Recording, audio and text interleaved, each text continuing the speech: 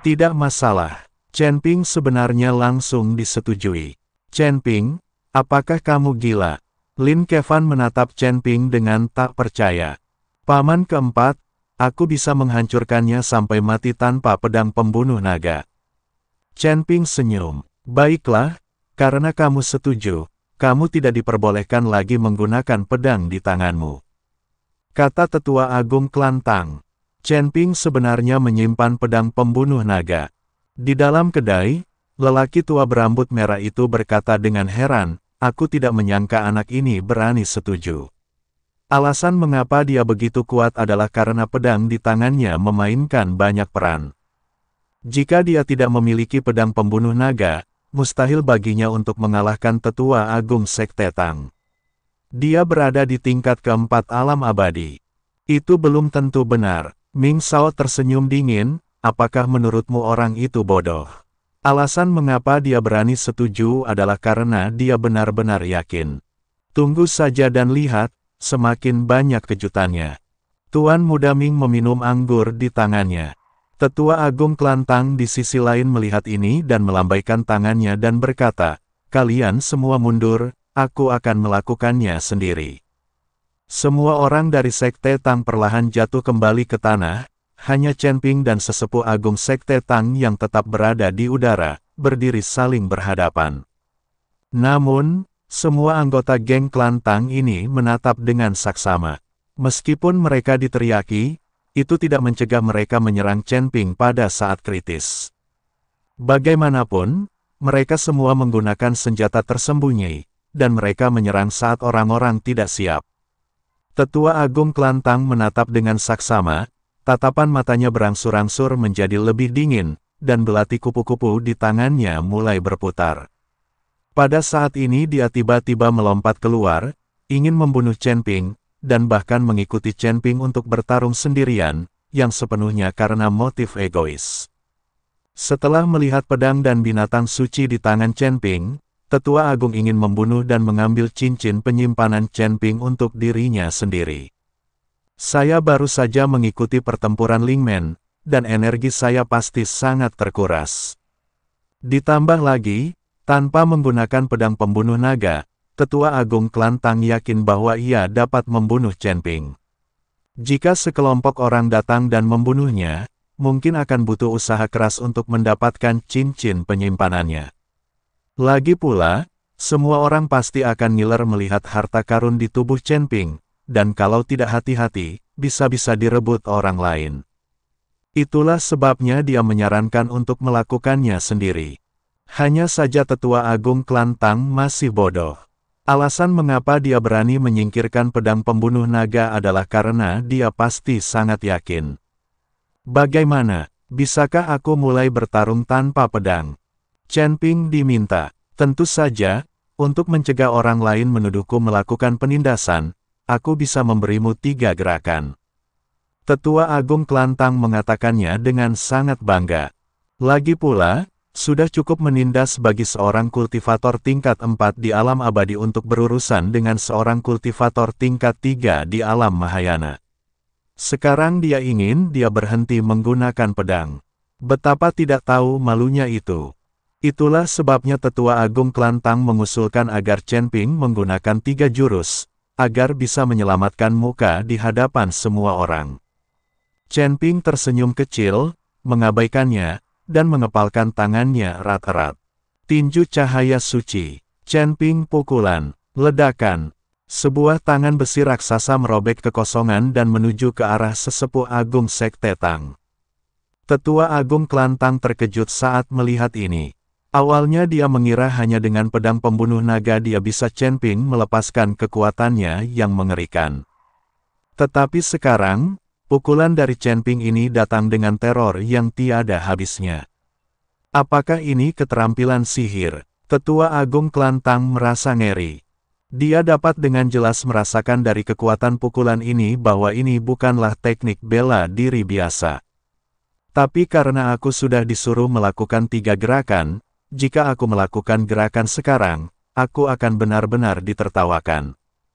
Tinju cahaya suci Chen Ping bagaikan meteor emas, merobek kekosongan dan mendekati Tetua Agung Sekte Tang dengan tekanan tak berujung. Kemanapun angin tinju itu lewat, udara seakan terkoyak, menimbulkan suara siulan yang melengking. Wajah Tetua Agung Klan Tang tiba-tiba menjadi serius. Dia tidak menyangka bahwa kekuatan pukulan Chen Ping akan begitu mengerikan. Itu jauh melampaui harapannya. Badai seribu kupu-kupu. Tetua Agung Klan Tang berteriak pelan dan tiba-tiba mengayunkan tangannya. Ribuan belati kupu-kupu langsung berubah menjadi penghalang badai besar, menghalanginya. Di tengah badai, belati itu berputar bagaikan kilat, menimbulkan suara mendengung, seolah-olah ada banyak kupu-kupu yang beterbangan tertiup angin. Tinju cahaya suci dan badai seribu kupu-kupu saling bertabrakan, menimbulkan suara gemuruh yang memekakkan telinga. Bayangan tinju emas dan badai perak saling terkait di udara, membentuk tirai cahaya yang menyilaukan. Semua orang di kedai itu menutup telinga, mata mereka penuh dengan keterkejutan. Pukulan ini sangat kuat. Lelaki tua berambut merah itu membelalakkan matanya, menatap pertarungan di udara dengan tak percaya. Mulut Ming Shao sedikit melengkung, dengan sedikit kegembiraan di matanya. Benar saja, anak ini tidak sederhana. Dia sama sekali tidak membutuhkan pedang. Pukulan ini saja sudah cukup untuk mengguncang orang kuat kelas 4 dari alam abadi. Di udara, bayangan tinju secara bertahap ditelan oleh badai seribu kupu-kupu, tetapi ekspresi Tetua Agung Sekte Tang tidak rileks. Dia jelas merasakan bahwa kekuatan tinju belum sepenuhnya hilang, tetapi terus mengembun dalam badai, seolah-olah akan menerobos pertahanannya kapan saja.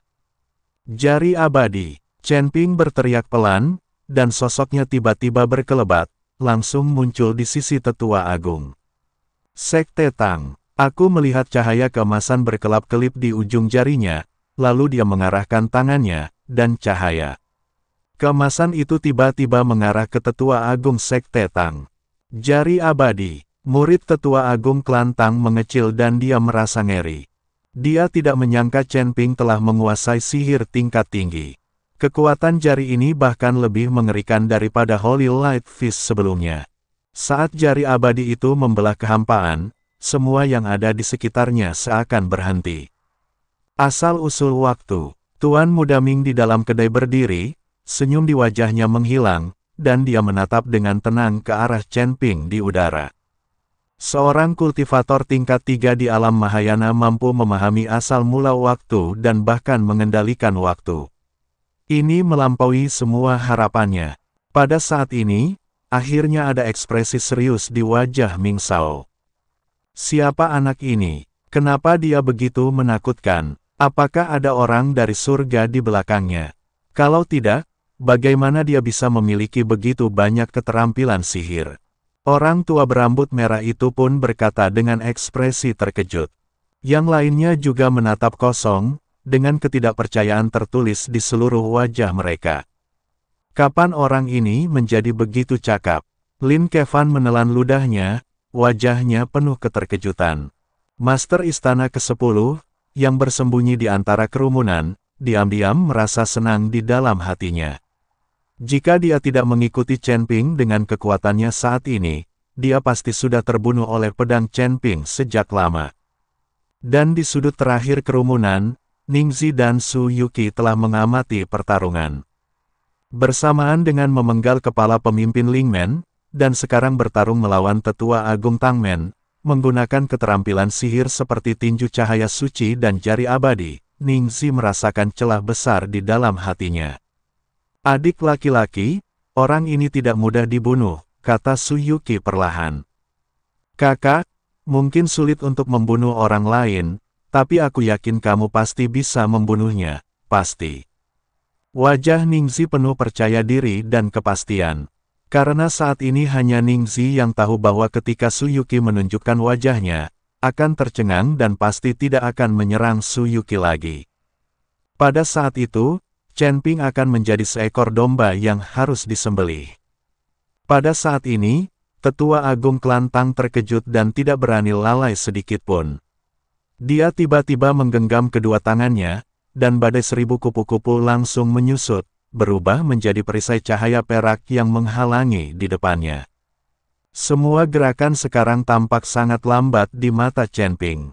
Cahaya jari emas melesat menuju Tetua Agung Klantang sebelum perisai cahaya terbentuk.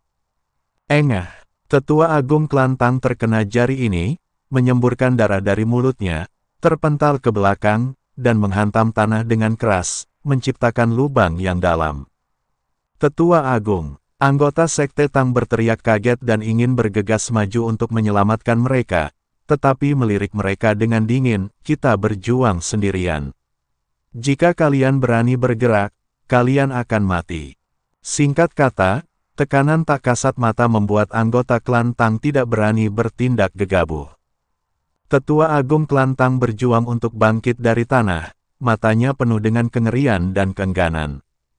Dia tidak menyangka bahwa dirinya, seorang manusia perkasa di alam transformasi abadi tingkat keempat, akan dipaksa melakukan hal seperti ini oleh seorang junior di alam Mahayana tingkat ketiga. Terlebih lagi, pihak lain bahkan tidak menggunakan pedang, sungguh salah perhitungan. Tapi sekarang, kita tidak bisa mundur. Langkah ketiga, sebaiknya kau lakukan. Suara Chen Ping terdengar lagi, dan sosoknya muncul di depan Tetua Agung Sekte Tang seperti hantu. Ada secercah keputusasaan di mata Tetua Agung Klan Tang. Dia tahu bahwa dia harus mencoba yang terbaik. Sekilas tatapan kejam tiba-tiba terpancar di mata Tetua Agung Klan Tang.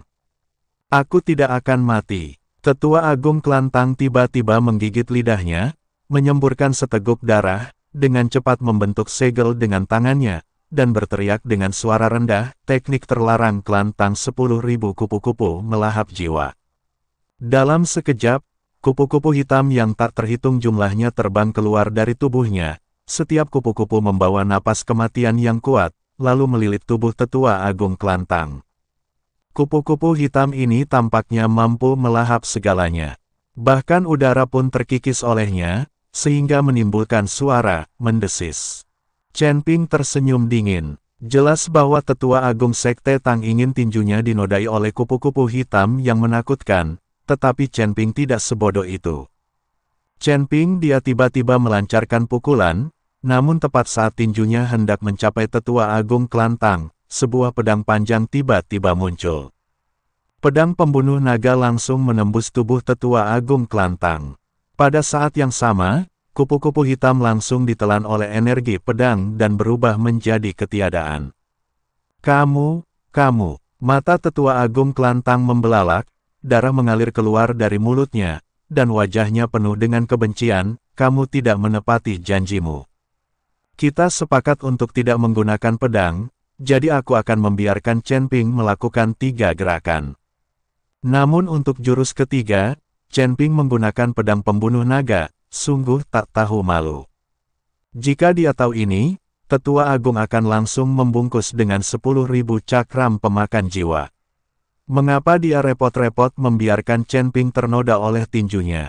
Perlahan menghunus pedang pembunuh naga, menatap sesepuh Sekte Tang yang marah dan berkata, maaf, saya tidak menepati janji. Saya minta maaf. Chen Ping minta maaf kepada Tetua Agung Sekte Tang, dan sikapnya sangat tulus. Tetua Agung Klan Tang menatap Chen Ping dengan mata tertuju padanya, ekspresi marah di wajahnya, seolah-olah dia ingin memakan Chen Ping hidup-hidup. Sayangnya, dia tidak bisa melakukannya lagi. Tubuhnya perlahan jatuh, dan akhirnya dia benar-benar mati. Tetua Agung Klan Tang telah meninggal. Ditusuk sampai mati dengan pedang. Tetua Agung, semua orang dari Klan Tang mengerumuni Tetua Agung. Chen Ping, dasar orang tak tahu malu, kau benar-benar tidak menepati janjimu. Qian Xiaohan sangat marah hingga seluruh tubuhnya gemetar, menunjuk ke Chen Ping dan mengumpat. Bukankah aku sudah minta maaf? Aku benar-benar minta maaf. Aku tidak bisa menahan diri untuk tidak menggunakan pedang tadi. Atau kita bisa bertarung. Aku janji tidak akan menggunakan pedang. Chen Ping sambil merentangkan tangannya, dia berkata dengan tak berdaya.